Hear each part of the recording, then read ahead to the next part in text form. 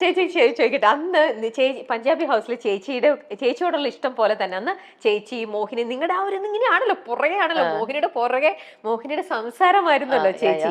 അപ്പൊ അതേപോലെ ഇപ്പം അവർ നിങ്ങൾ തമ്മിൽ നല്ല കണക്ഷൻ ഉണ്ടോ? അന്നും ആക്ച്വലി മോഹിനി വളരെ പ്രൊഫഷണൽ പേഴ്സൺ ആണ്. ഐ തിങ്ക് പിന്നെ എത്രയോ പ്രാവശ്യം കൂടെ അഭിനയിച്ച ആൾക്കാരുമായിട്ട് മോഹിനി പിന്നീടും കോൺടാക്ട് വെച്ചിട്ടുണ്ടോ എന്ന് എനിക്കറിയില്ല. We had a very professional relationship during the shoot. And after that, I don't think ഞങ്ങൾ നമ്പേഴ്സ് പോലും എക്സ്ചേഞ്ച് ചെയ്തിട്ടുണ്ടെന്ന് എനിക്ക് തോന്നുന്നില്ല. She went her way, I went mine. And we never happened to see each other after that. ഞാൻ കുറെ കാലം Rafi സാറായിട്ടും macadam സാറായിട്ടും പിന്നെ റാഫി സാറിന്റെ ബ്രദർ ആയിരുന്നു അന്ന് അതിൽ അസോസിയേറ്റ് ആയിട്ടുണ്ടായിരുന്നത് ഷാഫീസ് നോ മോർ നൗ. അപ്പൊ ഷാഫി ആയിട്ടൊക്കെ ഞാൻ സംസാരിക്കാറുണ്ട് നല്ലത്, but never with this girl മോഹിനിയായിട്ട് ഞാൻ പിന്നെ കോൺടാക്ട് ഇല്ല. പക്ഷെ നമ്മള് ഈ ഇവന്റ് ഞാൻ പറഞ്ഞില്ലേ പഞ്ചാബി ഹൗസ് റീലോഡഡ്, ആ സമയത്ത് ചേച്ചിനെ അപ്രോച്ച് ചെയ്ത പോലെ തന്നെ തീർച്ചയായിട്ടും ആ സിനിമ എന്ന് പറഞ്ഞാൽ നിങ്ങൾ എല്ലാവരും ഉണ്ടാവണമല്ലോ ആ ഇവന്റിൽ. അങ്ങനെ വിളിച്ചിരുന്നു മോഹിനിനെ. അന്ന് വിളിച്ചു കഴിഞ്ഞ് കുറെ തവണ ട്രൈ ചെയ്തു. അങ്ങനെ ട്രൈ ചെയ്തപ്പോ എല്ലാ നമ്പറും മാറി മാറി പോയിക്കൊണ്ടേയിരിക്കും. ആ നമ്പറിലൊന്നുമില്ല. അപ്പൊ വേറൊരു നമ്പർ നമ്മൾ സെർച്ച് ചെയ്ത് കണ്ടുപിടിച്ചു. ആ നമ്പറിൽ നോക്കുമ്പോൾ അതിലും കിട്ടുന്നില്ല. അങ്ങനെ പിന്നെ മനസ്സിലായത്, നമുക്കറിഞ്ഞതെന്ന് വെച്ചാല് മോഹിനി കംപ്ലീറ്റ് ആയിട്ട് സിനിമ ഈ ഒരു ലോകമായിട്ട് കംപ്ലീറ്റ് ആയിട്ട് മാറി. ഇപ്പൊ കംപ്ലീറ്റ്ലി സ്പിരിച്വൽ ആണ് ആള്.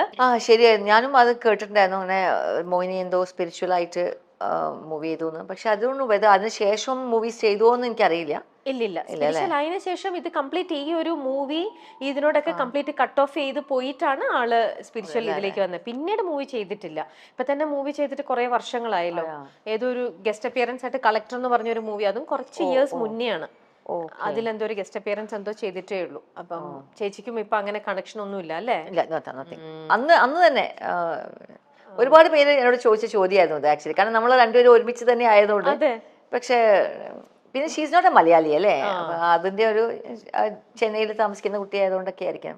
ഓക്കെ, ഇനി നമുക്ക് ആ പഞ്ചാബി ഹൗസിലേക്ക് വീണ്ടും തിരിച്ചു വരാം. ഓക്കെ, പഞ്ചാബി ഹൗസിൽ ചേച്ചി അപ്പൊ ഈ സ്ക്രിപ്റ്റ് വായിക്കുമ്പോഴേ നിങ്ങൾ അന്നും ഇങ്ങനെ കഥയൊക്കെ പറഞ്ഞ് അങ്ങനെയൊക്കെ പറയില്ലേ? സ്ക്രിപ്റ്റ് തരും ഓഫ് കോഴ്സ് അല്ലേ? അപ്പൊ അത് കേട്ടപ്പം ചേച്ചിക്ക് ചേച്ചിയുടെ കഥാപാത്രത്തിന് ഇത്ര ഇമ്പോർട്ടൻസ് ഉണ്ടെന്നോ? അല്ലെങ്കിൽ എന്നോട് അന്ന് ഞാൻ പറഞ്ഞേ രാത്രി അപ്പൊ എന്നോട് ഒരു ഔട്ട്ലൈൻ എനിക്ക് തന്നു അന്ന് സംസാരിച്ചപ്പോ. ഇങ്ങനെ പറഞ്ഞു, അപ്പൊ ഇങ്ങനെയാണ് ഈ ഹീറോയിന് സംസാരിക്കാൻ പറ്റില്ല, അപ്പം സംസാരിക്കുന്ന കാര്യമാണെന്ന് പറഞ്ഞു. പിന്നെ പിറ്റേ ദിവസം രാവിലെ ഹീറോയിൻ ആയിട്ട് ആക്ച്വലി മോഹിനി അല്ലായിരുന്നു first heroine. Somebody else had done the role for 3 days. പിന്നെ അവർക്ക് എന്തോ റഷസ് നോക്കിയപ്പോൾ ആ കുട്ടി ഒരു പഞ്ചാബി ലുക്ക് ഇല്ല എന്ന് പറഞ്ഞിട്ട് മാറ്റിയിട്ട് ഒരു ദിവസം ബ്രേക്ക് ചെയ്തിട്ടാണ് മോഹിനി ജോയിൻ ദ ഫിലിം. അങ്ങനെയായിരുന്നു, last minute change of decision ആയിരുന്നു അത്. എന്നിട്ട് ചേച്ചി സ്ക്രിപ്റ്റ് വായിച്ചു. ചേച്ചി അപ്പൊ പിറ്റേ ദിവസം രാവിലെ എപ്പം പറഞ്ഞു ഇങ്ങനെയാണ്. അപ്പോഴും എന്നോട് പറഞ്ഞു ഇതിൽ ലാസ്റ്റ് ഒരു സീനാണ്, അതാണ് മോസ്റ്റ് ഇമ്പോർട്ടൻറ്റ്. കാരണം ഇമോഷണൽ ആയിട്ട് അവൾ പറയാൻ നോക്കുമ്പോൾ യു ഹാവ് ടു ട്രാൻസ്ലേറ്റ് അല്ല put it in two words എന്ന് പറഞ്ഞിട്ടായിരുന്നു. അപ്പൊ ഞാനിങ്ങനെ ടെൻഷനായിരുന്നു ആക്ച്വലി, അത് ചെയ്യാൻ പറ്റുമോ അറിയില്ലല്ലോ എന്ന് ടെൻഷനില്ല. പക്ഷേ I don't know how it went. Anyway ആരും കംപ്ലൈന്റ് പറഞ്ഞില്ല. എന്നിട്ട് ആ സൈൻ ലാംഗ്വേജ് ഒക്കെ ചേച്ചി ചെയ്യുന്നുണ്ടല്ലോ. എനിക്ക് സൈൻ ലാംഗ്വേജ് കുറച്ചേ ഉണ്ടായിരുന്നുള്ളൂ. മോഹിനിക്കായിരുന്നു ശരിക്കും. ചേച്ചി മോഹിനിയോട് കമ്മ്യൂണിക്കേറ്റ് ചെയ്യണതൊക്കെ ഉണ്ടല്ലോ. മോഹിനി ഇങ്ങോട്ടേക്ക് പറയും, ഞാൻ പറയുന്നത് കുട്ടിക്ക് മനസ്സിലാകുമായിരുന്നു. പക്ഷെ അവൾക്ക് പറയാനുള്ളത് അവൾ സൈൻ ലാംഗ്വേജിൽ ചെയ്യുന്നതായിരുന്നു. ഓക്കെ, അപ്പൊ ചേച്ചി അതിന്റെ അത് പഠിക്കാൻ വന്നില്ല, ഒന്നും വന്നിട്ടുണ്ടായി. ഓക്കെ, ഇനി ആ സെറ്റില് ഈ സിനിമ ചേച്ചി ഇപ്പൊ പറഞ്ഞ പോലെ തന്നെ ഓരോ ഫെസ്റ്റിവൽ വരുമ്പോ പിന്നെ നമ്മളൊക്കെ ടി വിയിൽ എത്ര തവണ കണ്ടിരിക്കുന്നതാണ് പഞ്ചാബി ഹൗസ്. ഇപ്പോഴും നമ്മുടെ ടി വിയിൽ കണ്ടാൽ നമ്മൾ ഇങ്ങനെ ആദ്യം കാണുന്ന പോലെ നമ്മളിരുന്ന് കണ്ട് നമ്മളിരുന്ന് ചിരിച്ചോണ്ടേയിരിക്കും. അടുത്ത വരാൻ പോകുന്ന കമന്റ് എന്താന്ന് നമുക്കറിയാം, ആ ഡയലോഗ്സ് എന്താണെന്നറിയാം. ബട്ട് സ്റ്റിൽ നമ്മൾ അതിങ്ങനെ എൻജോയ് ചെയ്തോണ്ടിരിക്കും. അപ്പോ ഇതിന്റെ ഭാഗമായിട്ട് ഷൂട്ടിംഗ് ലൊക്കേഷനിലുണ്ടായിരുന്നപ്പോ നിങ്ങളുടെ ആ ഒരു അന്നത്തെ ഓർമ്മ ഫെസ്റ്റിവൽ സമയത്ത് കാണിക്കുന്ന ആ സിനിമ ഷൂട്ടിങ് ഒരു ഫെസ്റ്റിവൽ ആയിരുന്നു സത്യം പറയുകയാണെങ്കിൽ. കാരണം എല്ലാ ആർട്ടിസ്റ്റും എല്ലാ ദിവസവും ഉണ്ട്, എല്ലാവരും ആ പന്തൽ ബേസ് ചെയ്തിട്ടാണല്ലോ കഥകൾ. എല്ലാവരും എല്ലാ ദിവസവും ഉണ്ട്. പിന്നെ ഉള്ളവർ മുഴുവനും ഭയങ്കര തമാശ പറയുന്ന ആൾക്കാരാണ്. റാഫി മെക്കാറ്റന്റെ സ്ക്രിപ്റ്റിന് ഉപരിയായിട്ട് ഇവര് 4 പേരും, ഇന്ദ്രൻ ചേട്ടനും അശോകൻ ചേട്ടനും കൊച്ചിൻ ഹനീഫ സാറും ദിലീപും കൂടെയും ഒരുപാട് ഇംപ്രൂവൈസ് ചെയ്തിട്ട് എനിക്കൊന്ന് ഈ 4 പേരും അവർ 2 പേരും കൂടെ ഇംപ്രൂവൈസ് ചെയ്തിട്ടാണ് ഇതൊരു പെർഫെക്റ്റ് മൂവി ആയിട്ട് അന്ന് വന്നത്. പലപ്പോഴും ചിലപ്പോൾ പെട്ടെന്നായിരിക്കും എന്തെങ്കിലും പറയുമ്പോൾ നമ്മൾ ഷോർട്ടിൽ ചിരിച്ചു പോകും, എന്നിട്ട് കട്ട് ചെയ്തിട്ട് വീണ്ടും എടുക്കേണ്ടി വന്നത്. കാരണം അവർ അപ്പപ്പോൾ ലാസ്റ്റ് മിനിറ്റ് എന്തെങ്കിലുമൊക്കെ ഇടുമായിരുന്നു. നല്ല പിന്നെ കോമഡി ആയിട്ട് പോകുന്നോണ്ട് എന്തെങ്കിലും നമ്മൾ സജസ്റ്റ് ചെയ്താലും അത് ആക്സെപ്റ്റ് ചെയ്യുന്ന ഡയറക്ടേഴ്സ് ആയിരുന്നു. അതൊക്കെ നല്ലതായിരുന്നു. Okay okay. ഇത്രയും മനോഹരമായിട്ട് ചേച്ചി ചെയ്തു വെച്ച ക്യാരക്ടർ ഇന്നും എല്ലാവരുടെ ഭാഗത്തു നിന്ന് അപ്രീസിയേഷൻ കിട്ടുന്ന ഒരു ക്യാരക്ടർ, ഇത് ഇത്രയും ഡെപ്തിൽ ചേച്ചീനെ ഒന്ന് ഫീൽ ചെയ്യിപ്പിച്ചിട്ടുണ്ടാവും, അല്ലെ ചേച്ചീനെ ശരിക്കും ടച്ച് ചെയ്തിട്ടുണ്ടാവുന്ന വേറൊരു ക്യാരക്ടർ എന്ന് ചോദിച്ചാൽ അത് ഏതായിരിക്കും? അങ്ങനെ ഞാൻ പറയുകയാണെങ്കിൽ അത്രയ്ക്കൊന്നും ഓടാത്ത ചില സിനിമകളായിരിക്കും ചെയ്തിട്ടുണ്ടാവുക. അതുകൊണ്ട് എനിക്ക് എടുത്തു പറയുന്നത് പ്രത്യേകിച്ച് if I say one movies name, വേറൊരു 4-5 മൂവീസ് അവരെ ചിലപ്പം ഹേർട്ട് ചെയ്യും അത്, കാരണം ഞാൻ എന്തുകൊണ്ട് അതിന് ഇമ്പോർട്ടൻസ് കൊടുത്തില്ല. സോ ഐ ഡോണ്ട്, അത് ഞാൻ പറയുന്നത് ശരിയല്ല.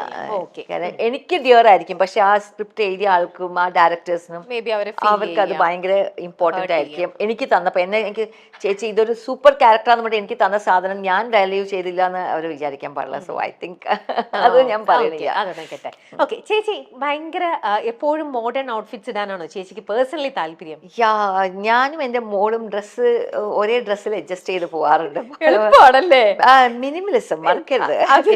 അപ്പം ഞാൻ ആക്ച്വലി ഞാൻ സാരീസ് അല്ലാതെ ഇപ്പൊ പിന്നെയും കുറച്ചൊക്കെ ഞാൻ കുറച്ചും കൂടെ കോൺഷ്യസ് ആണ്. ഞാൻ എന്താ വാങ്ങിക്കുന്നത്, ചിലപ്പോൾ കുർത്തീസ് ഒന്നും അവൾക്ക് അത്രയ്ക്ക് താല്പര്യമില്ല, അതൊക്കെ ഞാൻ വാങ്ങിക്കുമ്പോൾ അവളെ പറ്റി ചിന്തിക്കാറില്ല. പക്ഷെ മോഡേൺ ഡ്രസ്സസ് ഞാൻ എത്രയോ വർഷങ്ങളായിട്ട്, ഐ തിങ്ക് അവളൊരു 15-16 ഇയേഴ്സ് ആയ മുതൽ ഞാൻ എന്ത് വാങ്ങിക്കുമ്പോഴും ഞാൻ ആലോചിക്കുക അവൾക്കും കൂടെ ഇഷ്ടാവോ, അവൾക്കും കൂടെ പറ്റുന്നതാണോ എന്ന് നോക്കിയിട്ടാണ് വാങ്ങിക്കുന്നത്. എത്ര പൈസ ലാഭിക്കാം ഒരു ദിവസം. പക്ഷേ ആ ദുഷ്ടത്തി അങ്ങനൊന്നും വാങ്ങിക്കാറില്ല. അവള് വാങ്ങിക്കുന്ന ഈ കുട്ടിക്കുപ്പായൊക്കെ വാങ്ങിച്ചു വരുമ്പോ നീനക്കിടാൻ പറ്റുമെന്നൊന്നും അവള് ചിന്തിക്കാറില്ല. അങ്ങനത്തെ ചിന്തകളൊന്നും അവക്കില്ല. എനിക്ക് ആ ചിന്തകളൊക്കെ ഉണ്ട്. അങ്ങനെ ഞാൻ എപ്പോഴും വാങ്ങിക്കുമ്പോൾ ഞാൻ ഇങ്ങനെ വിചാരിക്കും അവൾക്ക് ഇഷ്ടമായിരിക്കും. ഞാൻ ഈവൻ ഫുട്വെയർ വാങ്ങിക്കുമ്പോ പോലും ഞാൻ ആലോചിക്കും അവൾക്കൊരു ഇച്ചിരി നെക്സ്റ്റ് സൈസിലേക്ക് പോകണം. അപ്പൊ ഞാൻ ഒരുവിധം നിവർത്തിയുണ്ടെങ്കിൽ ഞാൻ അവൾക്ക് പറ്റുന്ന സൈസിൽ ആയി ബൈ. അപ്പൊ ഇന്ന് ഇട്ടോണ്ട് വന്നിരിക്കുന്ന ഷൂസും ഡ്രസ്സും അവൾക്ക് കുറെയൊക്കെ അവളുടെ സ്വന്തം കാര്യത്തിനൊക്കെ നിൽക്കാനൊക്കെ ആയല്ലോ. അതുകൊണ്ട് ഇന്ന് ഞാൻ വാങ്ങിച്ചത് ആക്ച്വലി ഞാൻ നോക്കിയിട്ടില്ല. ഇല്ല, ഇത് ഇന്നിട്ടത് ഞങ്ങൾ നോക്കിയില്ല. പക്ഷെ അല്ലെങ്കിൽ മിക്കവരും അവളുടെ ടൈപ്പ് അല്ല actually. I don't think she will wear this. Okay. പൊതുവേ ചേച്ചിക്ക് മോഡേൺ ഡ്രസ് ഇടാനാണ് കൂടുതൽ ഇഷ്ടം? ഐ ആം കംഫർട്ടബിൾ ആണ്. ജീൻസും ഫ്രോക്സും ഒക്കെ ആയിട്ട് ഐ ആം വെരി കംഫർട്ടബിൾ. കാരണം see you don't have to bother what accessory you. ഇപ്പൊ കുർത്തീസ് ഇടുകയാണെങ്കിൽ ഇപ്പൊ രമ്യനെ കണ്ടു എന്ത് ഭംഗിയായിട്ട് രമ്യ നല്ലൊരു മാലയൊക്കെ ഇട്ട് വന്നു. അതിനെ പറ്റിയ ആക്സസറീസ്, എന്താണ് കമ്മല്, മാല, അല്ലെങ്കിൽ മോതിരം. See, you wear a jeans, you wear a shirt or a top on that. ഒരു കമ്മലിട്ട് അത് സ്റ്റഡ് പോലത്തെ സാധനമാണെങ്കിലും it doesn't matter. പിന്നെ if you want to dress up your jeans, നമ്മൾ അതിന് പറ്റിയൊരു ചെയിൻസ് ഒക്കെ എന്തെങ്കിലും മാലയൊക്കെ ഇടാം എന്നല്ലാതെ, നെക്ക് വെയർ എന്തെങ്കിലും ചെയ്യാം എന്നല്ലാതെ, basically it's easier. Get ready, go. പെട്ടെന്ന് ക്യാരി ചെയ്ത് പോവാനൊക്കെ. പക്ഷെ ചേച്ചി ഫസ്റ്റ് സിനിമയിൽ അഭിനയിച്ചതൊന്നും ഓർക്കുന്നുണ്ടോ? ചേച്ചിയുടെ ആ ഒരു ക്യാരക്ടർ മോഡേൺ ഡ്രസ്സാണ് ആ ക്യാരക്ടർ ഇടുന്നതെന്ന് അറിഞ്ഞത് കൊണ്ട് മാത്രമാണ് അന്ന് ആ സിനിമയിൽ നീനാക്കുറുപ്പ് അതൊക്കെ അറിഞ്ഞു. സത്യം. അതിന് മുമ്പ് എനിക്ക് വേറെ ഇതൊരു ഫിലിം വന്നിട്ടുണ്ടായിരുന്നു. അപ്പൊ അതിൽ ഞാനൊരു ധാവണിയും പാവാടിയും ബ്ലൗസും ധാവണിയും ഒക്കെ ഇടുന്ന ക്യാരക്ടറായിരുന്നു. അപ്പൊ ഞാൻ പറഞ്ഞു എനിക്ക് വേണ്ടി എനിക്കിത് ചെയ്യാൻ ഇഷ്ടമില്ല, ധാവണിയൊക്കെ ഇട്ടിട്ട് ഞാൻ ചെയ്യില്ല എന്നൊക്കെ പറഞ്ഞു. അങ്ങനെയാണ് ഈ മൂവി വന്നത്. അപ്പം ഞാൻ ഈ മൂവിക്ക് എന്നെ വിളിക്കുമ്പോൾ ഞാൻ കാലിക്കറ്റിലില്ല, ഞാൻ ഒരു നാഷണൽ ഇന്റഗ്രേഷൻ മീറ്റിന്റെ ആവശ്യത്തിന് ഞാനും കുറെ ഫ്രണ്ട്സും എല്ലാവരും കൂടെ രാജസ്ഥാനിലാണ്. അപ്പൊ എന്റെ അച്ഛൻ വിളിച്ച് പറയാണ് ഒരു സിനിമയ്ക്ക് വന്നിട്ടുണ്ട്, നിനക്ക് ഒരു സിനിമ റോൾ വന്നിട്ടുണ്ട്, നിനക്ക് താല്പര്യം ഉണ്ടോ ചോദിച്ചു. അപ്പൊ ഞാൻ ചോദിച്ച ചോദ്യത്തെ മോഡേൺ വെയർ ആണ്, മോഡേൺ ഡ്രസ് ആണെന്ന് ചോദിച്ചു. ഞാൻ പറഞ്ഞു ഞാൻ ചോദിക്കട്ടെ, മോഡേൺ ആണെന്ന് പറഞ്ഞു. എന്നാ ചെയ്യാം, അത്രേ ഉള്ളൂ. ക്യാരക്ടർ അറിയണ്ട, മമ്മൂക്കയാണെന്നൊന്നും എനിക്ക് അറിയ പോലും ഇല്ല, അതൊന്നും അല്ലായിരുന്നു ഇമ്പോർട്ടന്റ്. മോഡേൺ ഡ്രസ് ആണെന്ന് മാത്രമേ നോക്കിയില്ലായിരുന്നു. പക്ഷെ ചേച്ചിനെ കാസ്റ്റ് ചെയ്യണത് ചേച്ചി ഒരു ഗാന്ധിനഗർ സെക്കൻഡ് സ്ട്രീറ്റിന്റെ ലൊക്കേഷനിൽ കാണാൻ. അതെ, അതെങ്ങനെയാ വെച്ചാല് ഗാന്ധിനഗർ സെക്കൻഡ് സ്ട്രീറ്റിലെ ഷൂട്ടിന്റെ സമയത്ത് എന്റെ കോളേജിൽ വേറെ കോളേജാണ്, എന്റെ ഫ്രണ്ട്സ് പഠിക്കുന്ന കോളേജിലാണ് ഷൂട്ട്.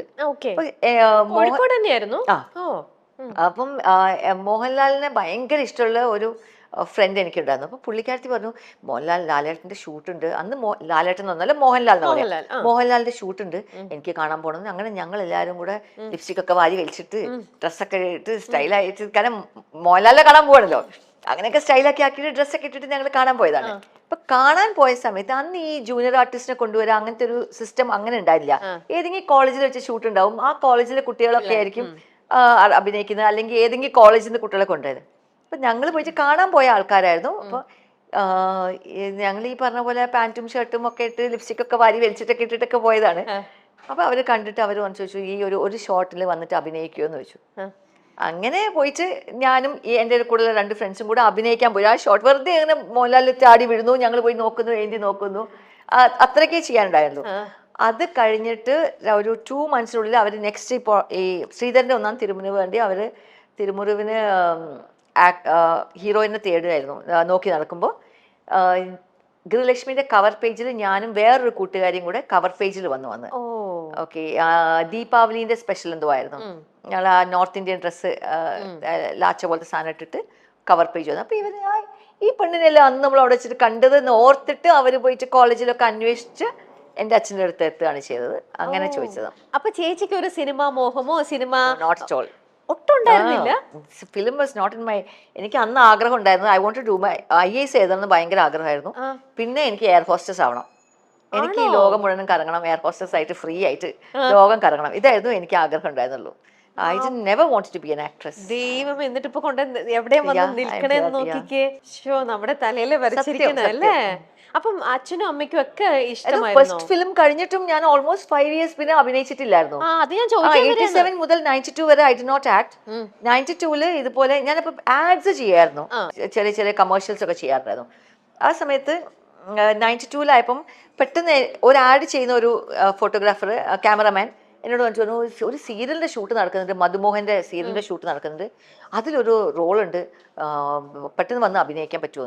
ഞാൻ പറഞ്ഞു എനിക്ക് പറ്റില്ല, രാവിലെ ഒരു 10 മണിക്കാണ് പറഞ്ഞത്. ഞാൻ പറഞ്ഞു ഞാൻ ആലോചിക്കട്ടെ എന്ന് പറഞ്ഞു. ആലോചിക്കാൻ പറഞ്ഞു 12 മണി. അപ്പൊ എന്നോട് പറഞ്ഞു 12 മണിക്കുള്ളിൽ പറയണം, കാരണം ഇന്ന് ഷൂട്ട് തുടങ്ങാനുള്ളത്. ഞാൻ പറഞ്ഞു ഓക്കെ, ഞാൻ 12 മണിക്ക് മുമ്പേ തൊട്ട് മുമ്പേ വിളിച്ചാൽ മതി. സോ അപ്പോഴത്തേക്കും ഞാൻ ഓക്കെ ഞാൻ പോയി ചെയ്യാമെന്ന് വിചാരിക്കുന്നു. 12 o'clock I went to the location. 1:30 I'm starting my shoot. അങ്ങനെ പെട്ടെന്നുള്ള ഡെസിഷൻ ആയിരുന്നു സീരിയലിലേക്ക് അഭിനയിക്കാൻ വന്നത്. അങ്ങനെ സീരിയൽ കുറെ കാലം I was comfortable doing serials കുറെ കാലം ചെയ്തു. അതിന്റെ ഇടയിലാണ് പഞ്ചാബി ഹൗസും വേറെ കുറച്ച് ചെറിയ ചെറിയ മൂവീസും ചെയ്തത്. പിന്നെ ചേച്ചിയുടെ ആ മോഹങ്ങൾ IAS ഇതും അതൊക്കെ പിന്നെ പോയി. ഇതിന്റെ ആ ഒരു ഹരം അറിഞ്ഞു കഴിഞ്ഞപ്പോ മുതല് അതല്ല, പഠിത്തം കഴിഞ്ഞിട്ട് പിന്നെ നമ്മൾ വീണ്ടും പഠിക്കാൻ വേണ്ടി പോകുമ്പോഴത്തേക്ക് നമുക്ക് അപ്പൊ പഠിച്ചുകൊണ്ടിരിക്കുമ്പോ നമുക്ക് ആഗ്രഹം ഉണ്ടാവും അത് ചെയ്യണം ഇത് ചെയ്യണം എന്നൊക്കെ. പക്ഷെ ഗ്രാജുവേഷൻ കഴിഞ്ഞ പിന്നെ I was not very keen on studying for IAS. അങ്ങനെ അത് വിട്ടു. അപ്പം ഇങ്ങനെ ഒരു അഭിനയം പാഷനേ ആയിരുന്നില്ല, അഭിനയിക്കണമെന്നോ അല്ലെങ്കിൽ ഒരാൾ അങ്ങനെ ഒരു ഉള്ളിലെങ്കിലും അങ്ങനെ ഒരു ആഗ്രഹം ഉള്ളപ്പോഴല്ലേ നമ്മള് സ്ക്രീനിൽ മറ്റുള്ളവർ അഭിനയിക്കുന്നത് കാണുമ്പോൾ നമ്മളൊക്കെ ഒന്ന് അഭിനയിച്ച് നോക്കാട്ടെ, നമ്മൾ അങ്ങനെയൊക്കെ ചെയ്യും. ചേച്ചിക്ക് ഇങ്ങനത്തെ ഒരു ഇതും ഇല്ലാണ്ട് ചേച്ചി പോയി നേരെ വന്നു പോയി ചെയ്യുന്നു. ഇൻഫാക്ട് ഞാൻ ശ്രീധരന്റെ 1ാം തിരുമുറി ചെയ്ത സമയത്ത് പോലും എനിക്ക് അതിന്റെ സിനിമ കണ്ടപ്പോഴും ഇനി അഭിനയിക്കണം എന്ന് ആഗ്രഹം ഉണ്ടായിട്ടില്ല. പക്ഷെ ഞാൻ സീരിയൽ ചെയ്യാൻ തുടങ്ങിയ സമയത്ത് അന്ന് സീരിയൽ അഭിനയിച്ചുകൊണ്ടിരിക്കുമ്പോൾ തന്നെ അതിന്റെ ടെലികാസ്റ്റ് വീക്ക്ലി വൺസ് ആയിരുന്നു ടെലികാസ്റ്റ്. അപ്പൊ സീരിയലിന്റെ ഷൂട്ട് കഴിയുന്നതിന് മുമ്പേ തന്നെ 1 or 2 എപ്പിസോഡൊക്കെ വന്നിട്ടുണ്ടാവും. അപ്പം അങ്ങനെ സീരിയലിന്റെ ഷൂട്ടിന്റെ ഫീഡ്ബാക്ക് കിട്ടുമല്ലോ നമുക്ക്. അന്ന് ഈ പറഞ്ഞ നാനാ ചിത്രഭൂമി എന്ന് പറഞ്ഞ മാഗസിൻസ് ഒക്കെ ഉണ്ടായിരുന്നു. അതിലിങ്ങനെ വന്നു നീന കുറുപ്പിന്റെ സമന്വയമല്ല എന്തോ ഒരു വാക്കുണ്ടായിരുന്നു, തന്മയത്വമുള്ള അഭിനയം കൊള്ളാം എന്നൊക്കെ പറഞ്ഞിട്ട് ഒരു മാത്തുക്കുട്ടി പിന്നെ ഒരു TP ഉഷയോ ഈ 2 പേരായിരുന്നു അന്നത്തെ മാഗസിൻസിൽ ലാസ്റ്റ് ഒരു പേജിൽ മറ്റേ അവരെ കമന്റ്സ് ഉണ്ടാവും. അപ്പൊ അത് കേട്ടപ്പോഴാണ് സത്യം പറഞ്ഞാൽ എനിക്ക് ഒരു നല്ല feel. Okay somebody is commenting. ഈ നാടകം അഭിനയിക്കുന്ന ആൾക്കാർ പറയല്ലോ അവർക്ക് ഏറ്റവും വലിയ ഹൈ കിട്ടുന്നത് ആ പ്രേക്ഷകർ അപ്പൊ കൊടുക്കുന്ന കമന്റ്സ് ആണ്, ലൈവായിട്ട് കിട്ടുന്നത്. അപ്പൊ ആ ഒരു കമന്റ്സിലാണ് സത്യം പറഞ്ഞാല് ഇനി നല്ല അഭിനയിക്കാം. പിന്നെ വേറെ പണിയൊന്നും അറിയൂലായിരുന്നു. ഗ്രാജുവേഷൻ കഴിഞ്ഞ് പിന്നെ വേറെ ഒന്നും ചെയ്തില്ല. ഞാൻ MA ചെയ്തു, പക്ഷെ I didn't complete the course. Just 2 year course ചെയ്തു, പക്ഷെ എക്സാം കംപ്ലീറ്റ് ചെയ്തില്ല. സോ അതുകൊണ്ട് പിന്നെ വേറെ ഒന്നിനും കാര്യമായിട്ട് വേറെ പണിയൊന്നും അറിയില്ലായിരുന്നു. ഓക്കെ. അപ്പൊ ഈ ഫസ്റ്റ് സീൻ ഷൂട്ട് ചെയ്യുന്ന സമയത്തൊക്കെ അപ്പം കുറെ ബ്ലണ്ടേഴ്സ് വരിക, തെറ്റിക്കുക, കുറെ റീടേക്സ് പോവുക, അങ്ങനെയൊക്കെ വന്നിട്ടുണ്ടോ? മെയിൻലി എന്താണെന്ന് വെച്ചാല് അതിലൊരു ക്യാരക്ടർ ശ്രീധരന്റെ 1ാം തിരുമുറിയിലെ ക്യാരക്ടർ ഒരു ഭയങ്കര ഒരു എന്താ പറയാ ഒരു മൂഷേട്ട സാധനമായിരുന്നു. അതുകൊണ്ട് വലിയ നമുക്ക് കുറെ ടേക്സ് ഒന്നും പോകേണ്ട ആവശ്യമില്ല. പക്ഷേ എനിക്കിപ്പോഴും ഓർമ്മയുണ്ട് ശ്രീനിവാസേട്ടൻ ശ്രീനേട്ടന്റെ കൂടെ ഒരു സീനിൽ ശ്രീനേട്ടൻ പറയുന്നത് കോമഡി ആയിട്ടാണ് പറയുന്നത്, പുള്ളി സീരിയസ് ആയി പറയുന്നത്, പക്ഷെ അത് കോമഡി ആയിട്ടാണ് അത്. എനിക്ക് തോന്നുന്നു ഒരു 15 പ്രാവശ്യം ചിരിച്ചുകൊണ്ടിരുന്നു. ടേക്ക് പോകാൻ പറ്റില്ല. അവസാനം എന്നോട് സത്യേട്ടൻ പറഞ്ഞു, നീന പോയിട്ട് കുറച്ചു നേരം റെസ്റ്റ് എടുക്കൂ, എന്നിട്ട് തിരിച്ചു വന്നിട്ട് എടുക്കാം പറഞ്ഞു. അപ്പോൾ ആ സമയത്ത് എന്നോട് അസോസിയേറ്റ് ഡയറക്ടർ പറഞ്ഞു, സത്യൻ അന്തിക്കാട് ഭയങ്കര ദേഷ്യം പിടിക്കുന്ന മനുഷ്യനാണ്, നീ ഇങ്ങനെ ചിരിച്ചുകൊണ്ടിരുന്നാൽ ഭയങ്കര പ്രശ്നമാവും, അതുകൊണ്ട് വേഗം പോയിട്ട് അഭിനയിച്ചു, മേധാതിക്ക് അഭിനയിച്ചു, അല്ലെങ്കിൽ പുള്ളിക്ക് ചൂടാവും എന്ന് പറഞ്ഞു. അപ്പൊ എനിക്ക് പേടിയായിരുന്നു, എന്നെ ചീത്ത പറയുമോ, സെറ്റിൽ ഇത്രയും ആൾക്കാരുടെ മുമ്പിൽ ചീത്ത പറയുമോ എന്ന് പേടിച്ചിട്ട് ചിരിക്കാതെ ഇപ്പോഴും ഞാൻ ചെയ്യും അത്. എനിക്ക് ചിരി വല്ലാതെ വന്നാൽ ഞാൻ എന്നെ പിടിച്ച് കുറെ നുള്ളും, ഭയങ്കരമായിട്ട് നുള്ളി വേദന. അപ്പൊ ആ വേദനയിൽ നമ്മൾ ചിരി വരാതെ നിൽക്കും.